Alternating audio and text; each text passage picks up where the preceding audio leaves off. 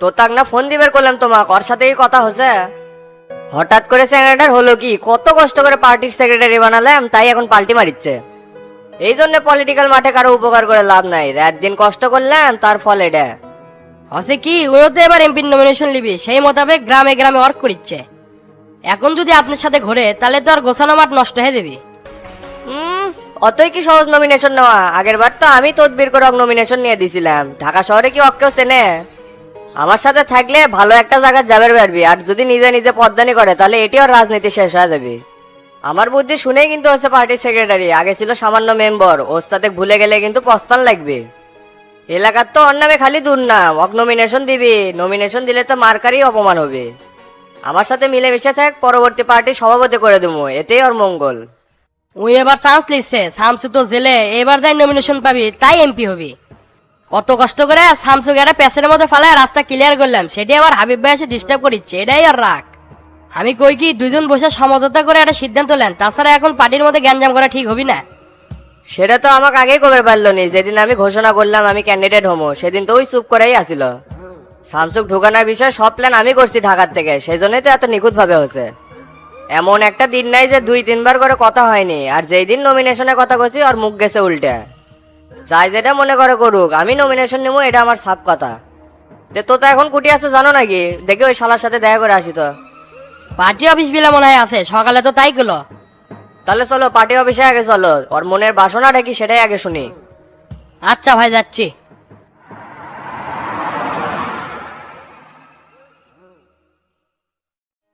কিরে আকাশ, কত কমিটিলে তো তার তোর মধ্যে কি আছে? এটি পার্টির অনেকেই বলছে, যা কবু সত্য কবু, তাহলে বিচার করতে আমাদের সুবিধা হবে। কি আর হবি ভাই, আপনাকে তো সেই দিন আমি সবকিছু খুলেই করলাম, ঘটনা তো ওটাই। সেদিন আমাক কষি, এখন কোথায় তোর সমস্যা কি? অত তেনা না বেছে ক, তোতাও এটি আছে। আগে যদি বুঝবার পারলাম নি যে তোতা ভাইয়ের চরিত্র এরকম, তাহলে কি আর আমি এত বড় ধরা খাই? আমি তো চাচা ঘটনা কিছু বুঝে পারিচ্ছি না, কি হচ্ছে? কিরে আকাশ, ঘটনা কি? আমার নামে তুই চাচার কাছে কি নালিশ করছু, খুলে কথা দেখি। খারাই ভুলে গেছেন ভাই, টেকা নেওয়া খুব সহজ কিন্তু দেওয়া খুব কষ্টের।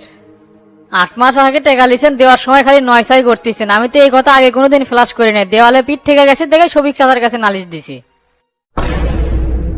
ভাই আপনি তো জানেন দলের জন্য আমি কত শ্রম দেওয়া যাচ্ছে, আজও দিন রাত পরিশ্রম করছি। মিছিল মিটিং কোনো প্রোগ্রামে আমি কোনো সময়ই অ্যাবসেন্ট নাই। একদিন হুট করে আমার অফিসে আসে এই পেশাল ওই পেশাল পারতে পারতে আমাকে করছে যে 10 লাখ টাকা দিস তোকে পার্টির সভাপতি বানিয়ে দিবনি। আমি আবার কয়ে বসলাম যে আপনাকে যে টাকা দেবো সবিক সাথে যদি সিগনেচার না করে তখন কি হবে না? তখন কয় যে সবিকে আমি গুনি না কিবে, আমি যেটা সিদ্ধান্ত নেব সেটাই সবিকের করা লাগবে বাধ্য। পরে আমি মেলা কষ্ট করে টাকা পয়সা গোছ করে তোতা ভাইক দেই। তার 1 মাস পর থেকে তোতা ভাইক ফোন দেই, তোতা ভাই আর ফোনই রিসিভ করে না। কিসের কমিটি কিসের কার্যকর কিছুই নাই। কোন তো ভাই এদিক ওদিক থেকে টান দিয়ে আমি টাকাগুলো দিছি, যদি কমিটি নাই দিবার পারে তাহলে টাকাটা আমাকে ব্যাগ দেখ। ধৈর্যের বাদ যখন ভেঙে গেছে তারপরে আপনাদের কাছে নালিশ দিছি, এটা কি আমার অপরাধ হয়েছে? প্রায় 9 মাস আগের কথা। কে নিমো খারামের বাচ্চা, তোর কাছ থেকে আমি কতদিন টাকা নিছি রে? এরকম মিথ্যা অপবাদ আমার উপরে দিচ্ছ, কার বুদ্ধি শুনে এলে করুচ্ছ সেই কথা আগে ক। সামনে দেখেছ এমপি টিকিট নেবো, রাস্তাও আমার ক্লিয়ার, কিভাবে আটকান যায় সেই বুদ্ধি করুচ্ছ না? এই বেইমানের বাচ্চা, তোর কাছ থেকে যে আমি টাকা নিচ্ছি তার কোনো প্রমাণ আছে? আর ওই সময় কেটে আসছিল তার 2-1 জনের নাম ক। শালা ইবলিশের ঘরের শয়তান, পদ দেওয়ার আমি কিনা রে? সভাপতি যদি সিগনেচার না করে তাহলে ওই কাগজের দাম আছে? হাই রে, খারার উপর অস্বীকার করলেন, আল্লাহর গজব পড়বে আপনার উপর। মিথ্যা কথা কয় কিন্তু আপনার মতন মিথ্যাবাদী কেউ নাই। কসকসা নোট সেই দিন আপনাকে গুনে দিছি, আপনার সাথে সেই দিন আসিল ডন। ঢের বে, ডন তো সবসময় আমার সাথে থাকে, আন্দাজে ঢেল মারা বাদ দেয়, উই ছাড়া কেটে আসছিল সেটা ক। এই তো তার জীবনে কোনো রিপোর্ট নাই যে কারো থেকে ফাঁকিতে টাকা নিছে। তুই আমার দলের চেংরা হয়ে কার বুদ্ধি শুনে পার্টি অফিসে আমার নামে তুই নালিশ করলু? মান সম্মান সব শেষ করে দিলু, এর পরিণাম কিন্তু খুব খারাপ হবি। তো তাই অত নাটক বাদ দে, তুই টাকাটা দিয়ে দে। তুই কেঙ্কা মানুষ জাতীয় ওটা ভালো করে জানে। গবর মধ্যে 10 টাকা পরে থাকলে তুই চাটন দিয়ে তুলবু, তুই হলে সেই তোতা। এটি অস্বীকার করার কোনো কিছুই নাই, তুই কি বাবর টাকা লিছু সেটা উল্লেখ করতিছে। সামনাসামনি কেউ কোনোদিন মিথ্যা কথা কয় না। এই যে নিজেদের মধ্যে ভেদাভেদ তৈরি করতেছিস, তুই কি ভোটের দাঁড়ালি উঠবার বাবু? তোর পিছনে কিন্তু কেউ থাকবি না। তুই যেটি সেটি আমার নামে দুর্নাম ছড়াস কিসে? তুই যেটি সেটি কমিটি করার কথা কে টেকা লিচ্ছু, আমি সিগনেচার না দিলে কি পাস হবে? তোর কপালে দুঃখ আছে রে তোতা, বহুত বড় দুঃখ আছে, তুই মানুষ হবো না। একবার বিবেচনা করে দেখ, তুই কমিটি বেচা খাওয়া শুরু করছু, কত বড় নিম্ন স্তরের লোক তুই। চাচা, আজকাল দেখতেছি আপনি কথাবার্তার লিমিট ছেড়া করছেন। আর বিভিন্ন বিষয় নিয়ে দৈরে আপনি আমার কাছে আসেন কি জন্য? ইদানিং দেখেছি খুব সালিশ জবান নিয়ে আসেন। আপনি বারবার করছি আমি টাকা নিই নাই, আমার কথা বিশ্বাস না করে এক কাজ কি করলো সেটাই আপনি বিশ্বাস করছেন। যার তার সামনে মিথ্যা কথা কওয়া যায়, কিন্তু আপনার সাথে কওয়া যাবে টাকা যদি আমি নিলাম নি অবশ্যই ওকে টাকা দিয়ে দিলাম নি। কেরে এক কাজ আমি যে তোতা সেটা কি তুই ভুলে গেছু? মনের থেকে ভয়টা উঠে গেছে দেখতেছি। এলে ভুল ভালো অপবাদ আমার নামে দিস না, এর পরিণাম কিন্তু খুব ভয়াবহ হবে। এ বে তুই আকাশে ঘুমকি দিয়ে কথা করছো গিয়া? তোর সামনে একটি সভাপতি বসে আছে, ভুলে গেছো? এল্লা ফাও পেশাল পেরে লাভ নাই, কমিটির কথা কয়ে টাকা লিছু, টাকাটা সুন্দর করে হোক ফেরত দিস। তোর মতন লেপো আমার কমিটির সেক্রেটারি হয়ে আমার মান সম্মানই শেষ করে দিছু। দেখেন শফিক ভাই, তোতার কাছ থেকে যখনই টাকা চাই তখন এনকে কুত্তার মতন খাও খাও করে। গত 1 মাস হলে তোতার বাড়ির যায়, অফিসে যায়, কোনো খান্তি ওর লাগান পায় না। পরে একদিন ডনের সাথে দেখা, পরে এক টাকার কথা বলে উই আমাকে চিনবারই পারে না।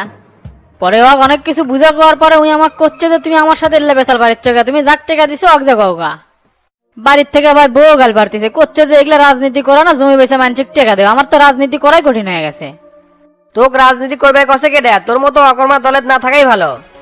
যারা পার্টির সেক্রেটারি নামে ক্লিক লাগায় তারা আবার কি রাজনীতি শিখছে? তোকে দেখলেই আমার মন মেজাজ খারাপ হয়ে যাচ্ছে। তুই এখন চোখের সামনে থেকে সর। কে আমি জামু গে? পার্টি অফিসকে আপনি দলিল করে লিছেন, এটা একটা দলীয় কার্যালয়, এখানে সবার থাকারই রাইট আছে। সত্যি কথা কইছি আর গায়ে লাগছে। টেকা লওয়ার সময় তো অনেক সুন্দর সুন্দর করে সুরসুর করে টেকা লিছিলেন। এ তুই মুখ বন্ধ করবো না আমি এর থেকে উঠবো? আমি যদি এর থেকে উঠি তোর কিন্তু খবর হয়ে যাবি। এ ওঠেক তো তুই তুই কি করে বাবু দেখি তোর কত বড় কল যায়। তুই কত বড় বেটা চল, আর গায়ে খেলে একবার টাচ দিয়ে দেখ, তুই এই পার্টি অফিস থেকে বাইরে বের পারিস নাকি? মুখে বড় বড় বাতেয়া দেয়া যায় কিন্তু কাজের বেলায় ঠনঠনা।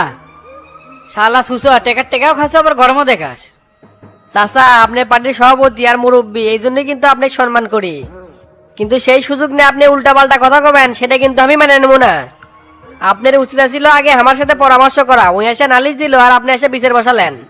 নিজেদের মধ্যে কেসাল গন্ডগোল করার জন্য আপনি খালি উস্কাচ্ছেন, এটা কিন্তু আমি ভালো করেই বুঝতে পারতেছি। তোর সাথে কেসাল করার কি আছে বে? তোর সাথে তো কেসাল লাগে আছে। তুই যদি মাঠে যুদ্ধ করবে চাস তাও আমি তোর সাথে যুদ্ধ করবো। এই শফিক যদি বেঁচে থাকে তোর অধপতন করবি, কথাটা মাথায় রাখিস। ভাই আমার জন্য আপনারা কেসাল গন্ডগোল করেন না, ভুল আমারও আছে। এখন কি করবো আমিও তো কিছু বুঝার পারছি না। আপনার সাথে পরামর্শ করে দুল টাকা দিলাম নি, তাহলে আর এই বিপদের সম্মুখীন হওয়া লাগলো না আমার। এ তুই এখন শর্ত, তুই কি হয়ে গেছিস সেটা আমি পরে দেখে নেবো। নিজেদের মধ্যে কেসাল গন্ডগোল করবো না মারামারি করবো সেটা আমরা বুঝবো। তুই যা প্যাঁচ পাকাছু তা পাকাছুই। আর সামান্য কয়টা টাকার জন্য আমি মিথ্যা কথা কমো? শালা তুই এক নাম্বার মিথ্যাবাদী। তুই খালি মেজাজি দেখালো কিন্তু সঠিক কথা একটাও করলো না। কি আর কমো, যা গছি ওগলে থাকেন। আপনাদের সাথে কথা কথা আর ভাল লাগিচ্ছে না। এই তোতা কোনোদিন মিথ্যা কথা কয় না, বুঝছেন? মানুষকে একটু বিশ্বাস করেন। আজকাল আপনাদের সাথে কথা কথাই ঘেন্না লাগে। থাকেন, চলে গেলাম। দেখলেন ভাই, ব্যাপারটা মুখের উপর অস্বীকার করলে, এখন কি আমি টাকা পাবো? তোমারও মিয়া লোভ আছে, পথ কি এতই সহজ যে টাকা দিলে আর পায়ে গেলা? আর এত টাকা দিলে তোমার শক্ত কোনো প্রমাণও নাই, মানুষ গায়ে হলে এরকমই হয়। কেরা আগের থেকে জানিচ্ছিল কন তো তাই এরকম খারার উপর অস্বীকার করবে? তো এখন আমি কি করবো? একটা বুদ্ধি টুদ্ধি দেন। দেখি আজকে রাতে আমি ঢাকা যাবো তো, নমিনেশনের কিছু কাজ আছে, ওটি দেয় নেতাগের সাথে তো তার বিষয়ে আলোচনা করবো নি। আমার কমিটি ভেঙে যায় যাক, তাতে আমার যায় আসে না, তো তাকে আমি সাইজ করবোই। তাহলে আজকে চলে যা, আর কাল পরশু দেখা হবে নি। আচ্ছা ভাই, গেলাম তাহলে। আসসালামু আলাইকুম। ওয়ালাইকুম আসসালাম।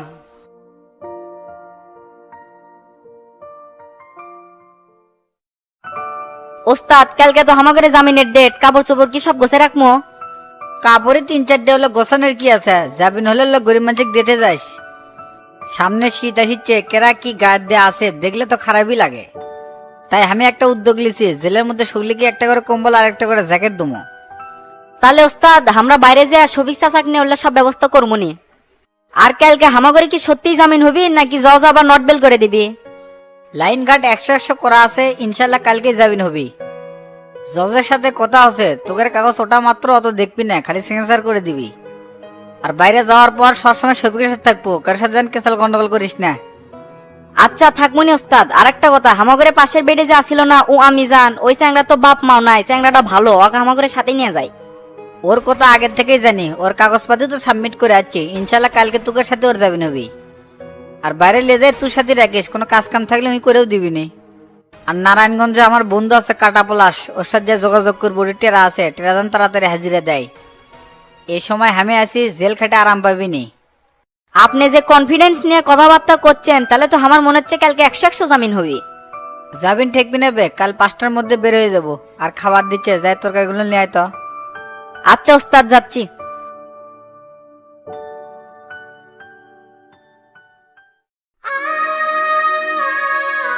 ক্যারে ও আমি জান তোকে সারা লকআপ ধরে খুঁজি কোনো জায়গা পাচ্ছি না, এটি জিম ধরে বসে আছুগা। আমার পা মন খারাপ, ফটিক মাইতে শুনলাম কাকে নাকি আপনি অনেক জামিন, আমি এটি একা একা কিনকে ডাকবো। আপনি অনেক পায়া, আমি বলে নিলাম যে আমি জেলের মধ্যে আছি, আপনারা চলে যাচ্ছেন, এটা জন্য আমার বুক পেনে যাচ্ছে। ও ও ও ও ও। বরকির মতো ভেবে করিস না, তোর জন্য সুসংবাদ আছে। শফিক চাচাক তো আগেই তোর বিষয় কছিলাম, ওস্তাদ ভিতরে আসার আগেই তোর কাগজপাতিও প্লেস করছে। অন কি ভাই, কালকে আমারও জামিন হবে, কিন্তু মাইরে যে আমি থাকবো কার সাথে? মেলা মা মনে এনেছিল, তারপর এক চাঁদা টানে তাগিদ নিলাম, সেই চাঁদা আবার মাদক মামলার সাথে জড়িত করে দিছে। সেই টেনশনও নাই বে, তুই আমার সাথে থাকবো, তুই খালি একবার বাইরে ছয়, এই গোল্লার পাওয়ার কি সেটা তুই বুঝে যাবো। কি অন ভাই, এবার তো তাহলে আমার সেই মজা হবে সেই। তুই একটা কাম কর, মুরগির তরকারি দিচ্ছে, ওটা নিয়ে যে ওস্তাদের রুমে দিয়ে আয়। আচ্ছা ভাই যাচ্ছি। আর আপনারা যে কি উপকার দিয়ে অনলেন, আমি আপনার আজীবন মনে রাখবো। এত কথা না কয়ে যা যা, বসে আছে ওস্তাদ।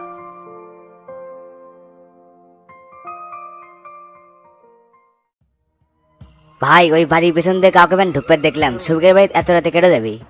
কাক দেখছু বে, চিনা পারিস নি? অন্ধকারের মধ্যে কি দেখা যায়? তার মধ্যে আবার লিয়াচ্ছে লাইট, কখন ব্যান গাও বিলে মারে। কিন্তু হঠাৎ করে ডন ভাই শফিকের বাড়ি পাহারা দিবার করলো কে? এটাই তো বুঝিচ্ছি না। কি জন্য দিছে সেটা তো কৈফিয়ত দেওয়া লাগবে, নেতাগারে অর্ডার পালন করা লাগবে, সেটাই হচ্ছে বড় কথা। এই পাহারা দেওয়ার মধ্যেও হয়তো কোনো একটা পলিটিক্স আছে, কেডা আসিচ্ছে যাচ্ছে সেটার ইনফরমেশন আমরা ডন ভাইক দেবো। তোর এত বোঝার দরকার নাই, তুই যে একবার ভুল কি তো দেখ তো কারা আসলো। আমার তো সেই ভয় করে, ফস করে দেখে ফেলে যদি আমাকে সেই ম্যাচ দেয় তখন কি হবে নি? বুকের মধ্যে এত ভয়, তাহলে রাজনীতি করে বেড়াচ্ছু কে? শালাকারে দিয়ে কোনো কামই হয় না, খালি এ দেখাবি ও দেখাবি, বুঝছি আমারই যাওয়া লাগবে। মোবাইলটা ঠিক মতো রাখিস, কাউকে দেখলে আমাকে একটা ফোন দিস, আমি না সুর সুর করে জাংলা রুটি যাই। আচ্ছা আচ্ছা ভাই, জান তাহলে।